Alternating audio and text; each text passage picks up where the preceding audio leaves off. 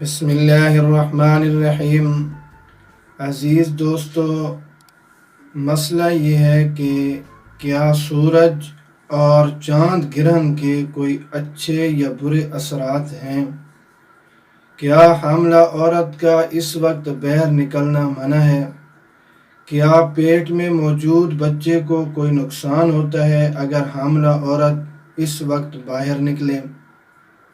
یا اسی طرح مشہور یہ ہے کہ حاملہ عورت کچن میں نہ جائے، کینچی ہاتھ میں نہ لے، چھری ہاتھ میں نہ لے، کہ اس سے پیٹ میں موجود بچے پر برے اثرات پڑتے ہیں اور بچہ عیبدار پیدا ہوتا ہے۔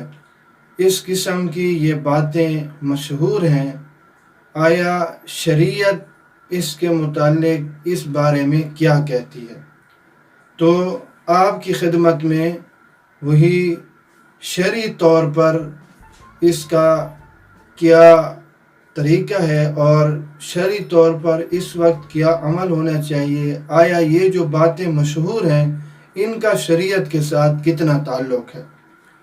تو اس کی وضاحت یوں ہے کہ اسلام ایک مکمل دین ہے، اس لیے اسلام نے ہمیں اس غیر معمولی تبدیلی کے بارے میں بھی رہنمائی دی ہے، اور سب سے پہلے اس کے متعلق جو فرسودہ نظریات ہیں، جو غلط قسم کے عقائد ہیں، ان کا کلا کما فرمایا۔ ان نظریات کی اور ان غلط عقائد کی اسلام نے تردید کی ہے۔ اسلام میں ایسے نظریات کا کوئی تصور نہیں ہے، بلکہ دین اسلام نے اسے بدشگونی قرار دے کر ناجائز اور حرام کہا ہے۔ اس طرح کا نظریہ رکھنا، اس طرح کا عقیدہ رکھنا کہ سورج یا چاند گرہن کے وقت حاملہ عورت پر کوئی اثر ہوتا ہے، اس کا اسلام کے ساتھ کوئی تعلق نہیں ہے۔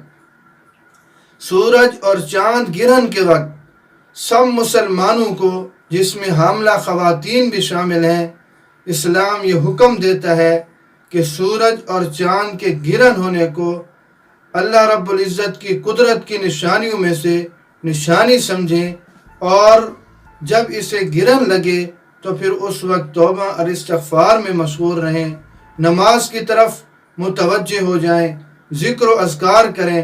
چنانچہ حدیث پاک میں صحیح بخاری کی روایت ہے کہ حضرت ابراہیم کی جب وفات ہوئی جناب رسول اللہ صلی اللہ علیہ وسلم کے صاحبزادے کی، تو لوگوں نے کہا کہ آج یہ گرہن اس لیے لگا ہے کہ بہت بڑے آدمی کی وفات ہوئی ہے۔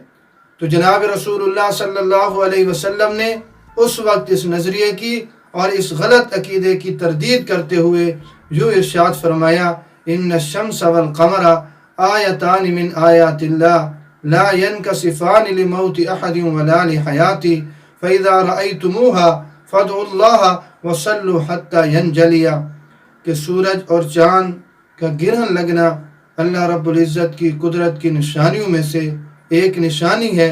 کسی کی زندگی کے ساتھ، کسی کی موت کے ساتھ اس گرہن لگنے کا کوئی تعلق نہیں ہے، لہذا جب ایسی صورتحال دیکھو تو صلو، فادعوا اللہ، اللہ رب العزت سے دعا کرو، اللہ رب العزت کی طرف رجوع کرو، وصلو، اور نماز پڑھو، حتی ینجلیا، توبہ اور استغفار میں مشغول رہنا، ذکر و اذکار میں مشغول رہنا، اللہ رب العزت کی طرف رجوع کرنا۔